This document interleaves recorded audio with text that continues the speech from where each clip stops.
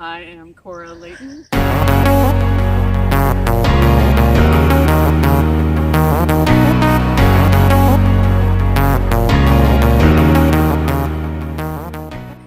So I bought it because I'm going on sabbatical for a year soon, in 3 weeks from today. Not that I'm counting.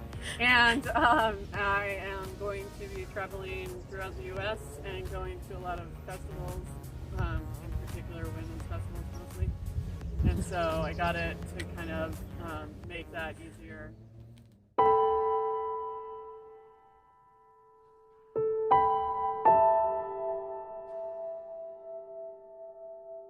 How long have you been a working professor in Berkeley? 7 years, I think, now. Okay. So 7 years.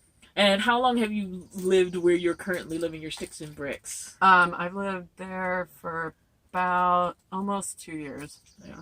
And you had a regular car before you bought the van, correct? Yeah, so I had a little Prius, of course, because I live in Berkeley. Hey, if you don't have to live in your car, small cars, and if you can Right. pull off living in a Prius, which some people do Yeah. for somehow insanely, Yeah. then do it. Great gas mileage. I just want more space. Yeah.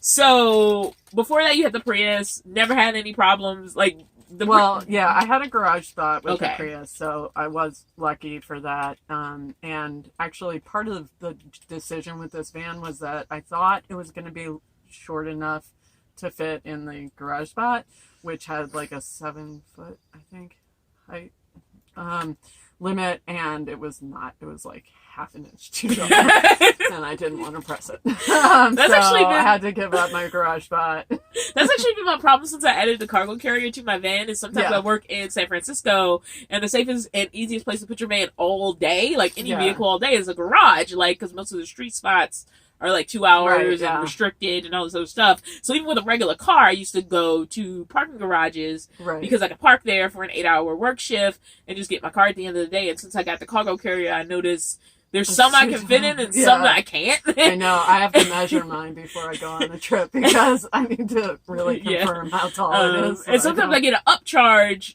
for my van because it's not a compact car. Oh, So I've actually interesting. experienced like, if we'll take your van in our garage where it fits, but we charge this much for Oh, a interesting. van I've because never it's heard not of that. Yeah. a car. So after you bought the van, your intention was to fix it up, and you thought you could park it in your neighborhood, correct? Yeah, so I got a residential parking permit and stuck it on there and parked it and thought, okay, I can leave it and then move it with street cleaning. And you also have California plates, correct? So, like, Correct, legally, you're all in line with parking a Yep. vehicle you own on the street. Yeah. But, unfortunately, your vehicle, correct me if I'm wrong, has been towed once and has also been cited against since that tow. Right. Well, so it's been towed once, and which included a citation. And it's so much money. And then it was warned against once. Okay. And I think I just saw someone calling it in right before I came here to meet you. And Wow. right now, the van is, like, empty, correcting. You had the windows open, so they could see there was nothing on the countertops, no clothing in here. Like, there was literally nothing about this van that looks like someone was actively living in it. Right. It just looks Right. like a camper van. Yeah, so I left the shades open, mostly because I didn't want someone to break into it. Like, I didn't even think about it being towed. It was at just that for point. thieves. You were like, Right. I was nothing's like, in "Please here. don't Just steal my van Yeah. or just smash my window for no reason. And also, like, I'm really mindful of where I park and how I park. I'm not a jerk. Like, I have lived in major cities, my entire adult life, and I don't want to be that a-hole who parks like an a-hole, right? Like, I always joke, oh, it must be parked like an a-hole day, because people who park with like half a parking spot, to the red, it drives me insane. So Yeah. I'm really mindful of how I park, especially with a beast like this. And so what I do is I'm also mindful that, like, people in residential neighborhoods in Berkeley don't want, like, a lot of other cars, parked around them, like, taking up all the spots. So I only park in, like, on blocks where there's a lot of empty spots, so that I know I'm not taking up the residents' spots. Yeah. So I'm really mindful. Yeah. So what can you tell me about that first experience of the van disappearing? Right. So I hadn't been driving it really much at all. I was still like new to this giant vehicle, so I really and I don't drive very much. Right. Part of the reason I got a van is that I barely drive. I live 5 blocks away from my work, so I just walk to work, and I walk to the grocery store. I love walking, so I very rarely drive. And so it was parked there, and I had moved it, I think, and like on a Friday or something like that. It had been parked there for a total of, I believe, 6 days. And again, I know ignorance isn't an excuse, but I had no idea there was a 72-hour rule. So I didn't know that you had to move your vehicle every 72 hours in Berkeley, and actually in San Francisco too. And so I left it there. I was going to my best friend's, and we were going to paint it inside. I had all my painting supplies with me. I'm walking down the street, and I was like, where did my van go? It was 2 blocks from my house, and I hadn't checked on it. And actually, the day before it was towed, I was going to go to Costco. And then I was like, oh, I'll just go after I paint it with Devin. And I am walking on the street, and I was like, there's no van anymore. And so I was like, did it get stolen or did it get towed? I was like, I have no idea. So I went back to my apartment, and the internet told me where to call. So I called the parking people, and they were like, yeah, it was towed for being parked for more than 72 hours in a row. So I went, so then you have to, anyone who's had their vehicle towed, I've actually never had a vehicle towed. Well, actually, in the Bay Area, I have had a vehicle towed before, for street cleaning. So I was like, I don't know what to do. So you have to, it was a weekend, it was Saturday. So you have to go to the police station and like their side little jail, entrance. It was scary. And then, so I went to the police station, then, and paid the release fee, which is like $75, but then you have to pay that in cash. And so I didn't have cash, so I had to go get cash, come back, and I started crying. It's only funny because it's over now. You have your van and back. I was like, literally, I was crying to this woman, giving her my $75, and she was like, I'm sorry. And I was like, these freaking people in Berkeley, I hate them. And like, I was just like, I was really upset, and I said to her, I was like, I'm a teacher at Berkeley City College. It's not like I make a ton of money, and, I have a ton of student loan debt still, and, it's not, I mean, we are the lowest paid community college district in the state of California. So, and that's saying something considering wages across the board for, our educators are just horrible. Yeah, and so, it's not like I have a ton of extra expendable cash. And she actually said, I agree. She said, Berkeley City employees no one can afford to live here. And I was like, yeah, I mean, I live in a 350 square foot studio apartment, and that's all I can afford to live in the city where I work, and teach children. So they're actually adults. And they're adults. Anyway, so I got that, and then she said, okay, this is where it is. And she told me at that point, it had been towed literally 45 minutes before I went. Oh, no! So I called the tow place, and they were like, yeah, you can come get it, but there's an extra $80 release fee or gate fee because they had to open the gate. And I was like, what? You just opened the gate to put it in there. Honestly, it makes it sound like a racket at this point. Yeah, and so the guy actually was really nice that took me to my van, but I was still like, and actually he was cool. He was, his totally random side note, his sister is a kidney donor, so like we totally bonded over that. I'm a kidney donor. Sadly, though, he did not give me back for free. So all told, and then I had a $60. So it was a $180 tow fee, $80 gate fee, $75 release fee, and a $60 ticket. So all told, it was almost $400. Wow. And so for 45 minutes. Yeah, that's a lot. I mean, like, thank goodness it wasn't there for like a couple days without I know, you going. because I was doing the math, and had it been there the whole time, I was like, oh my God, it could have been like almost $1,000. Yeah. Because it was like it's $150 a day storage fee. Yeah. He didn't even charge me a storage fee. So technically the law is 72 hours. Like, Mm-hmm. and like, it's legit. I mean, it's a city. People want to make sure everybody has a right to a spot, and people Right. are rotating vehicles. But well, tell me about the second Right, the warning. incident, and Yeah. then tell me about the other vehicle that has not been bothered Right. at all. Yeah, so the thing about the law is that it's not enforced by parking authority. It's enforced by reports from neighbors and from residents. So I actually read a lot about this online, that apparently there's a huge complaint from, like, in North Berkeley, people do this to their neighbors, their regular cars. They will report them after like a day if they park in front of their house, and they want that spot. And they want that spot. And so it's this weird vindictive thing. And so how they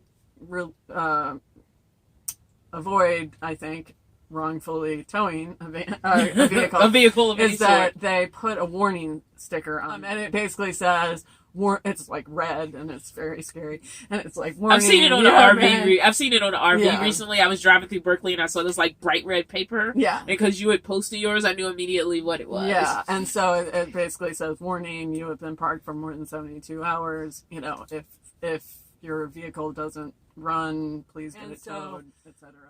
I then just was mindful of moving it a lot, and I was moving it every 2 days. And I was still trying to park in kind of in front of houses, because I felt like it was safer there. Like, it was less likely to get, smashed and broken into. Grab. Like, there's nothing to grab, but still. But when they don't know, like, Smash yeah, and when they don't know, sometimes it's like, because I know even some of the fancier vans that are coming to be built out, when businesses buy them, people will smash Sprinter, them just to, like, on the suspicion, because rather it's like an actual work van or a built out RV, there might be something to Right, steal. my friend had hers in a, like, very crowded parking lot. She has a Sprinter van, and it's for they her, run a business, right? dog walking business, okay? Yeah. And they were in this, like, grocery parking lot in El Cerrillo, I think, getting groceries, and there was a dog, one of those, I don't know what kind, but he broke into their van because they thought it was like a RV, and instead just stole this dog. They thought it was like a fake business on the van? Yeah. Yeah, because I know that's a so- huge thing. Like, people think, like, putting a fake business on their van is, a protective measure, so it's actually out there. But it's interesting that they thought it was a fake business, so they broke in. Right, Anyway. so I parked it, moved it every 24 hours, and I parked it, and literally, a block from where I was towed, but not the same block, because I'm not parking in that same block anymore, and half a block from this other vehicle. And I came back after 2 days, and there had been a warning put on my van after less than 24 hours, like 18 hours at that point. And I was just like furious, because I was like, it's not true. And like, what do I do if they do? To refute that. Right, yeah. I mean, if they tow my vehicle, even if I can get out of the ticket, that's only $60 of the $460. Yeah. Or $400. But there's been another van that hasn't moved. Right, so half a block from there, there is a really nice Ford Transit that is obviously being lived in. So it has the little vent at the top that's always open. So it's like, I know they're not just like happen to want to air it out a little bit. So, I mean, it's so obviously being lived in, and this thing has not moved ever. I have seen it there for like months on end. Yeah. And it doesn't appear to have a ticket or any warning on it. And I've always argued, like, a lot of, specifically the RV targeting is an aesthetic thing. Right. Because, like, I'll take an example. My minivan, as long as people don't look too closely, there's like 35 minivans in Berkeley, like, all over the place. It's Toyota Siennas everywhere. Whereas your van, like, that's a camper van. They see, like, the little even with it open, they can see that they're curtains. And people won't normally put curtains in something unless it's, like, a camper van. Even though there are conversion vans that people don't live in. I know, a lot of people have. But yeah, so your van parked on the street, somebody immediately looks and see it is a camper van. Right. And it looks like it, and it stands out a little more. And obviously, like, if you're living in it, yes, the logic is you can move it. But my problem with this law, and especially how it's happened to you, is it's sort of proved that this is an aesthetic thing. Like, it's not about knowing for sure one way or the other. Somebody saw your van and said, I don't want somebody even thinking I want that thing in my neighborhood. It's like almost how I feel. Yeah, and I really think that also, especially in Berkeley, it is almost a class warfare thing. Like, it is this idea of, you know, like, getting rid of anything that doesn't appear to be, you know, high class enough, which... In Berkeley, I feel like, I'm like, really? That's counterintuitive to the whole Berkeley thing, right? And so, I mean, that, and then also in San Francisco, they have stopped enforcing that law because they finally figured out that it was disproportionately targeting poor people. And so, I mean, the law in and of itself is a redlining kind of law, you know, on its red notification. Yeah. So, I mean, like, it's enforced by the citizens, which makes it inherently problematic because, somebody doesn't care about that Ford Transit because they're like, the stereotype of Ford Transits and ProMasters and Sprinter vans is that high class people buy these vans and go on their little fancy trips, and they have money and they build them out. And and then you open the door and they've spent like another like $10,000 like building it out. So it's not even just the van itself as a cost; it's what those build outs look like. Whatever is true. But here you are, like a distinguished professional who's like, I mean, like you've gone through all of the things that make you sort of acceptable to society, whatever that means, financially or not. For society, you have filled in all the blanks. You've gone to college, you've gone to grad school, you have the quote unquote respectable job, whatever that means, and then you decide to get. Yeah, you pay all your bills. You actually live in the community that is now rejecting the van you could afford. That you were using to take a trip during your sabbatical, correct? Like that was the point, is you wanted to get a camper van that you could take out on your sabbatical time and use it however you want to use it, whatever that means. And you can't even park it in your own neighborhood because somebody doesn't like the look of it. Yeah. So now I just move it like at least every 2 days, if not more. But comparatively, even to where I have been in my own life, you know, I'm in a really good financial place at this point, finally. But I also am like, you know, it's not fair. Like, I mean, you don't know who you're doing that to. And like, why would you ever want someone to, like, I feel like if they understood the consequences for someone else, you know, maybe. And the first time, like, it was measurably legit, quote unquote. It was measurably legit. Ignorance of the law is no excuse, etc. All the bullshit people say. But the second time, it had been parked for legally. Hours. Yeah, legally. So, for 18 like, hours. and as I've said, like, I'm a person who lives in my van but also works in the city. You know, work all over the Bay Area. And so, like, if I had parked my van and somebody had, like, maybe once the door was open, they're like, oh, her. And, like, I'd gone to work and then come out and, like, my van was gone. Like, my resources for recovery are severely limited. And also, like, if I can't get it back that night, and it's your house, right? Yeah, I'm on the street, right, you know, right. So, I mean, there are people I can call, obviously. I mean, I feel like you would answer the phone, maybe. Yeah. but, like, you know, comparatively speaking, like, I'm sort of, like, my home is literally, and literally everything I own, is now gone because somebody didn't like the look of me or my van, in their neighborhood. Right. And like you said, it's a citizen reporting thing. So there's like, once they get the call, they're just like, oh, this citizen is telling the truth. Like, they have no measure of like if it was actually there for 72 hours or not. Right. Which I think is like just a part of this whole Bay Area kind of starvation mentality, you know, which is really real for people who are not super rich tech people, right? Like, I mean, honestly, like even just regular tech people are still barely making it here. I mean, that's why the prices are going up in Oakland, because they can't afford to live in San Francisco where their job is. Yeah. So then they move to Oakland, but then that price goes up. And then, like, the people in Oakland can't afford to live there anymore. Right. So. And I mean, like,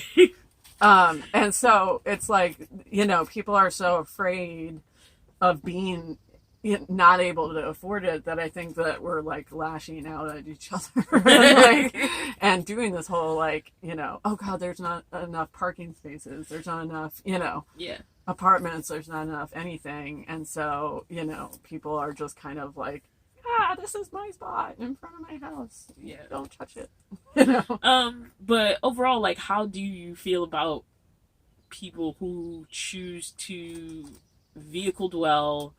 I mean, I feel like most people who vehicle dwell in the city is because, like, they need access to a job. So you can argue, like, yes, BLM land is free and there are cheap campsites, but I can't go to a campsite out in Yellowstone and make my job back in Berkeley in the morning. I wish there were more options for van dwelling, for, you know, car dwelling, if that's what you know, can afford. Tiny houses, you know, things like that. I've been really into the whole tiny house thing, mostly because I live in a small space. Also, financially, I would rather spend my money on travel if I can. So, you know, less housing. But there's nowhere, the problem with, I mean, living in an RV, I would live in an RV again in a minute, but there's nowhere to park anywhere in the Bay Area. Because you were like how far out away from your job? I was 75 miles north, so I was doing an hour and a half commute one so way. Like, so to live in an RV and like live in it legitimately, like with a spot that you pay for every month. One residential RV park in like anywhere in the Bay Area proper, you know, and I think it's in El Cerrito. And it's like $1,200 a month for the spots. So it's like, it's no different. So I might as well just try to find me like a room to rent or like a smaller. It's crazy. So I feel like, you know, I totally understand van dwelling. I definitely I'm considering it full time in the future, you know, and a lot of my students live in cars or vans or have to leave. Our enrollment is super down because people can't afford to live here anymore. And so the whole like Berkeley passing the new law about RV parking is super problematic, and I'm worried for its impact on van life people as well, because it's not really clear. I mean, even though this is not registered as an RV, so it's registered as a van. So I'm concerned that, like, even though this is technically not an RV, it looks like an RV. And so it will be targeted under that law. And that law is going to make it so that between, like 10 p.m. and 5 a.m. or 2 a.m. and 5 a.m., you can't park an RV in Berkeley at all. So, well, like, also what they're trying to do for quote unquote poor people, quote unquote the homeless, and I say this is that I started out obviously in a dire situation where I had nowhere else to live but a vehicle I acquired, and getting a vehicle was easier than getting into an apartment actually, which is a little bit insane.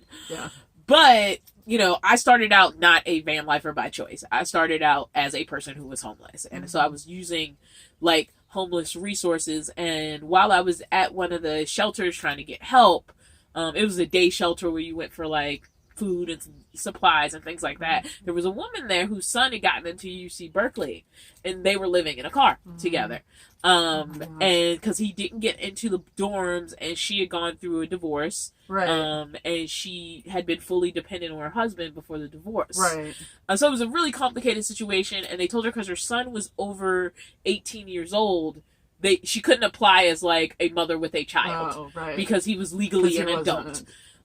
So they could pursue separate lines of support, but there was no source of support that kept them together. Right. And of course, school takes more than a few months to finish. So even if he's going to like, get his degree and get that good job and get him out there, it's going to take a while. And what they want to start is this permit program that's 3 months. And then at the end of 3 months, you can apply to extend that 3 month RVs permit for RVs. Okay. For RVs. And that's where it's starting, and they want to expand it to like vans and car houses. But I feel like it's like stuff we can see and identify as a living house vehicle. What do you think about this whole idea that somebody can convert from being forced into living into a vehicle into like being some sort of fully functional human with like traditional housing in 3 months?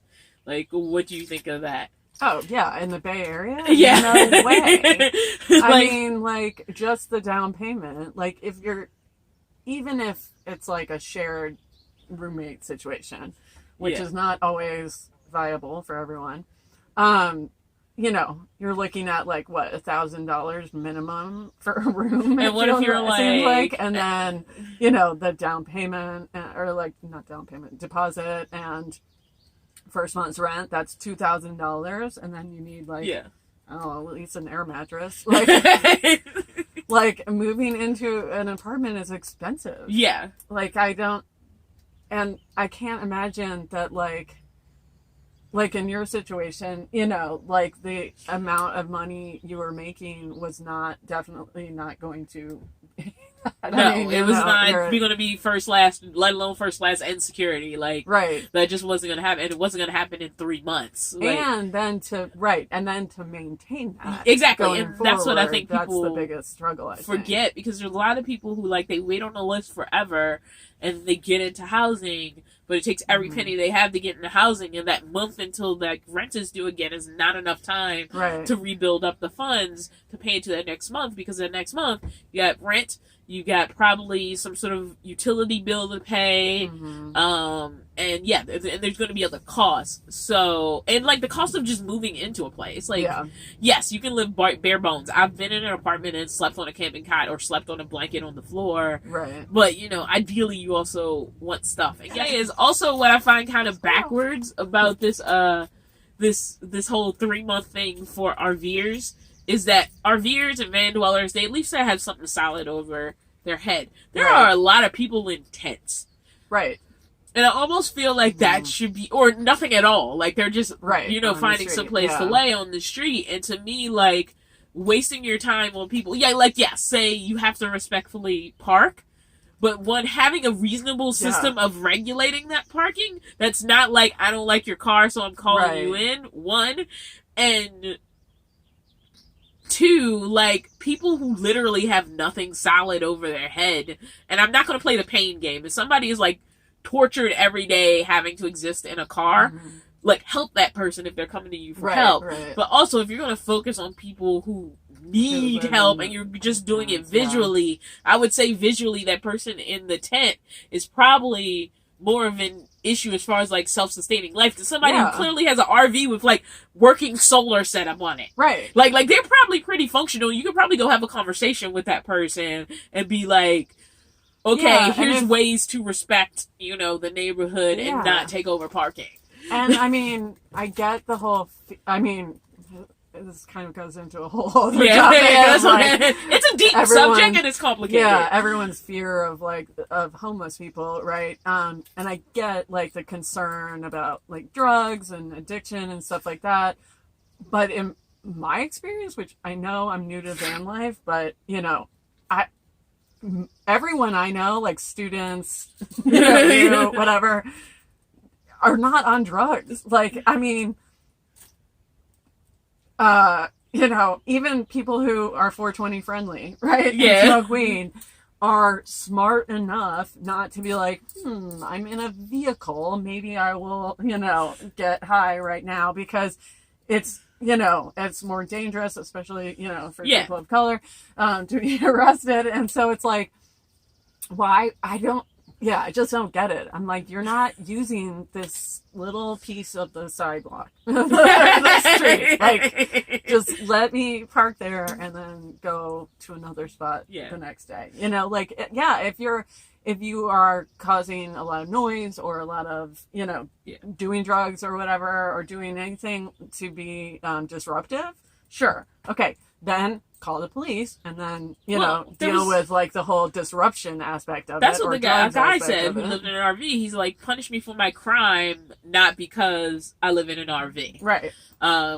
Which, if the crime is I actually am, like, have been in this spot for like 2 months and like, I never moved, then maybe that's like, maybe, but like, but really maybe, in the but grand is it? But is it in the grand scheme of things? Like, how much of a problem is it? I guess this is a measure. If a block is turning into like an RV park, maybe it's time to ask ourselves what we can do. But is that, some 3-month like permit system, which isn't realistic? Yeah. Is it like towing vehicles based on people who probably aren't calling for like the most noble reasons? Right. Like, I don't think those are the right approaches, especially because there are empty lot spaces, like lots, which provide like a small amount that somebody pays. If they literally have a self-sustaining vehicle, like where it's not like your spot, where like it's just a spot, there's no electricity, there's no power, you have to prove you're self-sustaining, but if you can, you pay like $10 a month and you can park here. Like, how much better of a system would that be than just trying to kick people out of parking spots because like I want to be able to park my Tesla over here? And even like with like in San Francisco, there's like down by the ocean, like by Ocean Beach, there's like a law you can't park anything over a certain height. It's like it's pretty short, it's like 7 feet or something.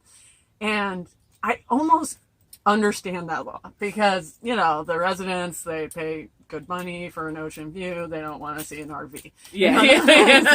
So I almost understand that one, but like this one is so ridiculous and is just kind of seems like more of the redlining that happens and it still happens in Berkeley. Like, I mean, Berkeley, if you look at the laws in Berkeley, it is extremely racist and like has been set up to make it more white than anything, like to really protect the whiteness. And there are HOAs that disallow the parking of RVs blatantly, to the point that if you own them and you live in those neighborhoods, you have to then pay for storage for your vehicle. And there was a guy at the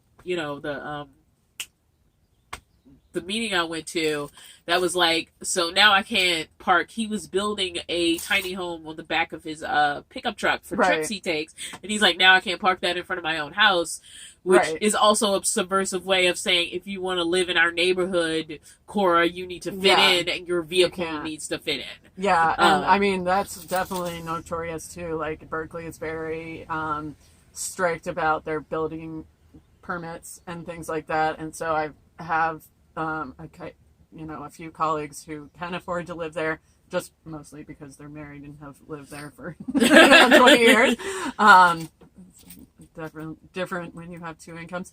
And they have a small home and they want to build like a studio in the back, as an accessory dwelling. And it will take a good 3, 4, 5 years sometimes to even get the permits. So like Berkeley's saying, we also don't want you to be able to afford or build anything tiny. Like they're like actively deny anything tiny house related, know, and when we have such a big housing issue, I don't understand that law. Like, I don't get it. If you have a backyard that will fit it, why don't another also apartment? Like, if somebody is industrious enough to like create a self-sustaining vehicle, these are not stupid people, right? Like, these are not like the whole drug addict, like the whole ideas that somebody in a beat up old van is like some drugged out person. Then Right. if that van runs, and like how much, yes, this is an old van, but like you spend a significant amount of money getting this in like running condition, correct? Yeah.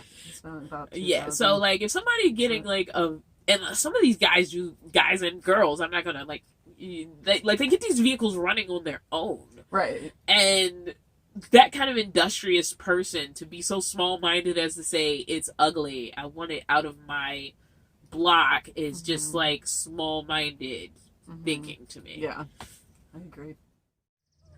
So if you have any more questions about Cora or her van, feel free to leave those messages in the comments. I'm going to make her responsible for checking it. Oh. No, I'm kidding. I'll check it too. Oh, But no. yeah, if you have any questions about the van, just drop it in the comments. All right, I'll see you guys next time.